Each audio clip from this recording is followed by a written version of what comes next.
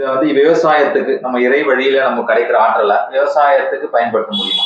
அதாவது நம்ம இயற்கை சூழல்ல எப்படி வேணாலும் விவசாயிகள் கஷ்டப்படலாம். இயற்கை மழை வராம இருக்கலாம், தண்ணி இல்லாம இருக்கலாம், மண்ணில் வேற சில வளம் இல்லாம இருக்கலாம். அந்த மாதிரி நேரத்துல ஒரு வளமான ஒரு விவசாயியோட வாழ்க்கை மாற்றத்துக்கு என்ன ஒரு உதவியா இருக்கும்? நல்லது. வணக்கம். நான் என்னுடைய அனுபவங்கள் சிலவற்றை பேசலான் இருக்கேன். சில தாவரங்கள் வந்து நம்மளுடைய கேள்விக்கு நம்மளுடைய விருப்பத்துக்கு எவ்வளவு அழகாக ரெஸ்பாண்ட் பண்ணுது அப்படிங்கிறத பற்றி நான் முன்னாடியே பேசியிருப்பேன். என்கிட்ட வீட்டில் ஒரு ஐஸ்கிரீம் கலர்ல பூக்கிற செம்பருத்தி இருந்துச்சு. அது பக்கத்துல நாட்டு செம்பருத்தி ஒன்று வாங்கி வச்சிருந்தேன். ஆனால் நாட்டு செம்பருத்தி பூக்கலை. ரொம்ப நாள் அது பூக்காத போது ஒரு நாள் தண்ணி ஊற்றிக்கிட்டு இருக்கும்போது அவர்கிட்ட பேசுறேன். இந்த பாரு, உன்னை ரொம்ப பிடிக்கும், உன்னை சொல்லி தான் இத்தனை பேர் வாங்கினேன், இவங்கெல்லாம் வெவ்வேறு கலர்ல பூத்துக்கிட்டு இருக்காங்க, நீ மட்டும் பூக்க மாட்டேங்கிறியே அப்படின்னு சொல்லிட்டு அது ரொம்ப நேரம் பேசிட்டேன்.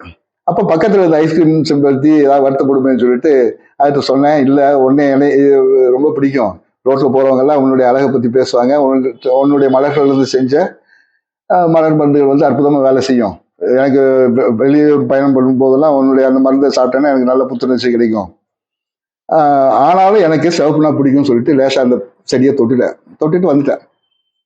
நான் அடுத்த நாள் 2 நாள் கழிச்சு பார்க்குறேன், அந்த இடத்துல வந்து சிவப்பு கலர்ல முழு சிவப்பு செம்பருத்தி இருக்கு. எனக்கு ரொம்ப மகிழ்ச்சி ஆயிடுச்சு. இதை பற்றி நான் நண்பர்கள்ட்ட பேசினேன், வீடியோலாம் போட்டேன். ஒரு 10-20 நாள் ஆச்சு. என் மனைவி ஒரு தடவை திருப்பி இன்னொரு தடவை தண்ணி பாய்ச்சும் போது அதை பற்றி பேசினானா, நீ இதையே பற்றி பேசிட்டு இருக்கீங்க, அதாவது ஏதோ யதார்த்தமா நடந்த ஒரு விஷயமா இருக்கலாம், நீ பாட்டு இதை பற்றி பேசியிருக்கீங்க அப்படின்னு சொல்றாங்க. இப்போ திருப்பி ஒரு நாள் உருவாக்க முடியுமா, மரம் வைக்க முடியுமா கேட்டாங்க. அதுக்கு என்ன நான் கேட்ட கொடுக்காத அப்படின்னு சொல்லிட்டு திருப்பி தொட்டு வந்தேன். அதே இடத்துல திரும்பவும் 2 நாள்ல ஒரு அழகான பூவை பார்த்தோம், சிவப்பு நிற பூவை.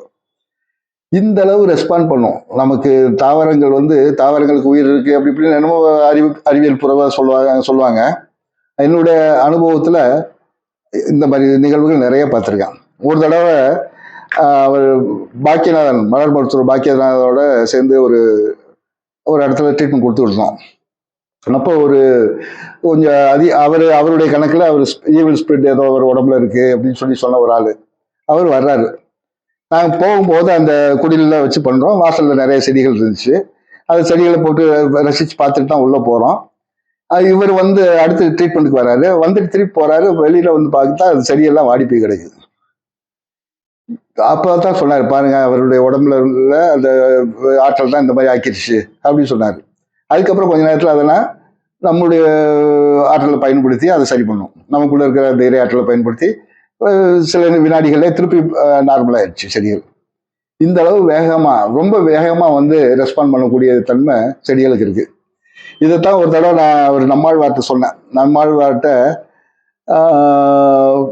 எனக்கு நல்ல பழக்கம். அந்த டைம்ல வந்து ஒரு தடவை அவருக்கு நான் இந்த இறைவழி மருத்துவம் நான் கை வந்த பிறகு ஒரு நாள் அவரை சந்திச்சு இதை செஞ்சு காமிக்கிறேன். அந்த நேரத்தில் அவர் திருச்சியில ஒரு நிகழ்ச்சி, ஏதோ ஒரு மீட்டிங், ஒரு 7-8 நாள் ப்ரோக்ராம்ல இருந்தாங்க. கடைசி நாள் நிகழ்ச்சி போட்டிருக்கு. அந்த நேரத்தில் நான் போறேன். அப்போ அந்த நிகழ்ச்சியை நடத்துகிற ஆர்கனைஸ் பண்ணியிருந்த ரேவதி அந்த அம்மாவுக்கு வந்து கடுமையாக தொண்டை கட்டி போயிருந்துச்சு. அதே மாதிரி அவங்க பேச சத்தம் கூட வெளியே வரல, அப்படி இருந்தாங்க. அப்போ நான் வந்து இது பண்ண பிறகு என்னை வைத்தியர்கிற முறையில் தெரியும் அவங்களுக்கு. அப்போ இறையாற்றலை பயன்படுத்தி அவங்களுக்கு அன்னைக்கு ட்ரீட்மெண்ட் கொடுத்தேன். தொண்டை சரியாயிருச்சு. அதுக்கு நிகழ்ச்சி முடிச்சுட்டு வந்து எனக்கு ரொம்ப, நீ வரலைன்னா இந்த நிகழ்ச்சி எனக்கு வீணா போயிருக்கும் அப்படின்னு சொல்லி நன்றி சொன்னாங்க. அந்த நேரத்தில் அவர் நம்மாழ்வாருக்கும் அங்கிருந்த ஒரு 7-8 பேருக்கும் அவங்க உடம்புல உள்ள தொல்லைகளை சரி பண்ணி காமிச்சேன். அப்போ நான் அவர் சொன்னேன், இந்த மாதிரி வந்து நம்ம இனிமேல் வந்து அந்த இரையாற்றலை பயன்படுத்தி நம்ம இறைவழி விவசாயம் பண்ணலாயா அப்படின்னேன். ஆமாய்யா, நீ எனக்கு அது ஒன்று மட்டும் தான் எனக்கு இல்லாமல் இருந்துச்சு, அதுவும் மூலமா இரையாற்றல் எனக்கு கிடைச்சிருச்சு அப்படின்னு கட்டிப்பிடிச்சாரு. அவர் கட்டிப்பிடிச்சாவே எங்களுக்கு தெரியும், சரி நம்மள இந்த டாபிக் அவருக்கு பிடிக்கல, அவர் நம்மளை புறக்கணிக்கிறாருன்னு. அது மாதிரி தான் நிகழ்ந்தது, அது வேற விஷயம். ஆனால் அன்னைக்கு வந்து அந்த இறைவழி விவசாயத்தை பற்றி அவர்கிட்ட பேசினேன். அதுக்கப்புறம் நம்மாழ்வாரோட மருத்துவ பார்வைங்கிற தலைப்பில் என்னை பேச சொல்லியிருந்தாங்க ஈரோடுல. அப்போ கூட இதை பற்றி ஒரு வார்த்தை நான் அவர் பெர்னாடு இருக்கும்போதே சொன்னேன். ஆனால் யாரும் அதில் ஈடுபாடு வச்சுக்கல. சரி, ஒரு காலம் வரும், இதை புரிஞ்சுக்கிற கூடிய தன்மை மனிதர்களுக்கு அதிகமாக வரும்போது நிறைய மாற்றங்களை உருவாக்க முடியும். அந்த நம்பிக்கை எனக்கு இருக்கு.